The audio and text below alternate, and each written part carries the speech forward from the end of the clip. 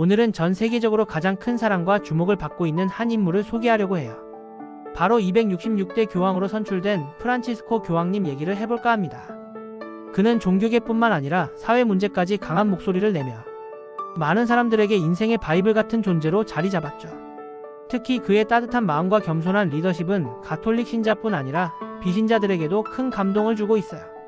오늘 그래서는 프란치스코 교황님이 누구인지부터 그가 가지고 있는 독특한 배경, 그리고 그의 리더십과 철학, 우리에게 주는 의미까지 전반적으로 알아보려고 합니다.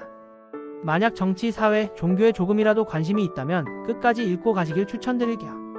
지금부터 이 특별한 분의 이야기를 하나씩 풀어나가 볼게요. 1. 누구나 궁금해하는 프란치스코 교황 이야기.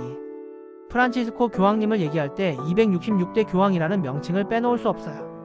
그는 역사적으로도 상징적인 인물인데 가톨릭 교회의 2000년 역사상 최초로 예수회 출신의 교황이라는 타이틀을 가지고 있기 때문이에요. 교황님의 본명은 호르헤 마리오 베르고글리오로 많은 분들이 놀라시겠지만 출생지는 이탈리아가 아니라 아르헨티나입니다. 1936년에 태어난 그는 이민자 부모님 아래 자라온 특이한 배경을 가지고 있죠. 프란치스코 교황은 이름에서도 볼 수 있듯이 아시시의 성 프란치스코를 본보기로 삼고 있어요. 그래서 그가 처음 교황으로 선출됐을 때 교회 안팎에서 많은 사람들에게 큰 기대와 관심을 샀답니다. 그의 리더십 스타일과 철학은 바로 이 이름에서부터도 많은 힌트를 얻을 수 있어요. 그가 왜 이렇게 독보적인 리더가 되었는지 그의 인생 이야기를 하나씩 풀어나가 보면 이해하게 될 거예요. 2. 왜 프란치스코 교황이 중요할까? 이 인물은 왜 이렇게 많은 사람들에게 화제를 모으는 걸까요?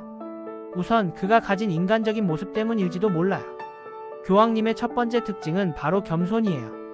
전임 교황들과 비교했을 때 그는 비교적 격식을 깨고 사람들과 직접적으로 소통하는 데 중점을 두었어요. 예를 들어 일반 교황들은 방탄차 같은 호화로운 교통수단을 사용하기 마련인데 프란치스코 교황은 소형차나 대중교통을 선호합니다.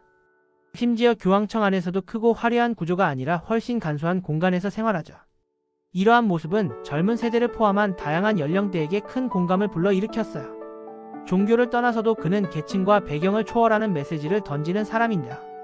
경제적, 사회적 불평등 문제에도 강력한 목소리를 내고 있고 생태계 보존, 지구온난화 같은 환경 문제에도 적극적으로 발언을 하면서 전 세계적인 관심을 모으고 있어요. 3.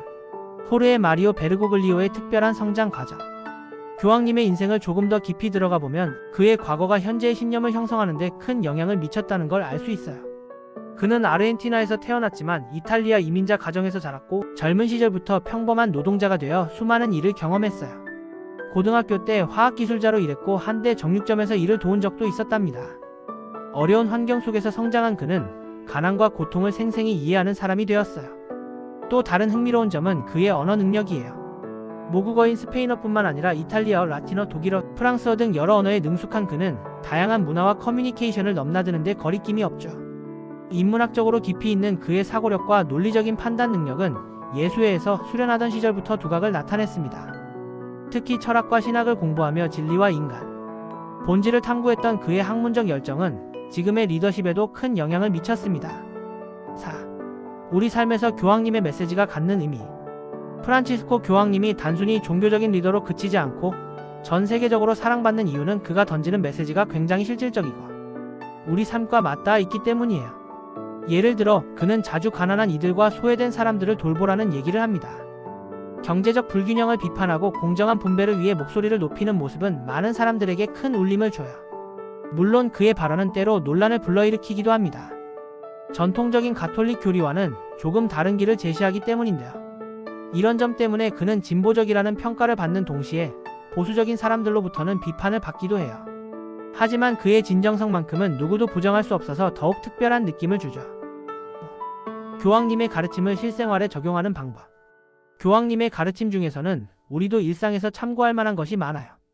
첫째로 타인의 고통에 더 많이 공감하고 작은 도움이라도 아끼지 않으려는 태도를 실천해 볼 수 있어요. 사실 매일 바쁘게 살다 보면 다른 사람들을 돌아볼 여유를 가지기 쉽지 않잖아요. 하지만 아주 작은 행동들, 이를테면 길 잃은 사람을 도와주는 것부터 쓰지 않는 물건을 기부하는 것까지 모두 프란치스코 교황이 강조하는 연대의 시작일 수 있어요. 또 매일 조금씩 환경 보호를 위해 노력하는 것도 중요해요. 교황님이 발표한 환경회칙 찬미받으소서에서는 지구가 우리의 공동집이라고 말씀하시는데 이 메시지는 단순히 종교적 배경을 넘어서 모든 인간에게 적용 가능하죠. 에너지를 아껴 쓰거나 재활용을 생활화하는 건 누구나 할 수 있는 일이니 한번 시작해보세요. 프란치스코 교황님은 단순한 교황을 넘어 전 세계 모든 사람들에게 특별한 메시지를 전달하는 리더입니다. 겸손함과 진정성, 소외된 사람들을 위한 연대의 모습에서 우리는 많은 영감을 받을 수 있어요. 그가 던지는 메시지는 종교에 국한되지 않고 사회적, 환경적 문제를 포괄해 우리 모두를 위한 방향성을 제시해줍니다. 이 글을 읽으면서 프란치스코 교황님의 철학과 삶이 조금 더 가깝게 느껴졌다면 좋겠어요. 가끔은 그의 따뜻한 메시지를 참고해 삶의 여유와 나눔을 실천해보는 건 어떨까요? 우리도 조금씩 변화시키다 보면 세상은 더 좋은 방향으로 나아가겠죠.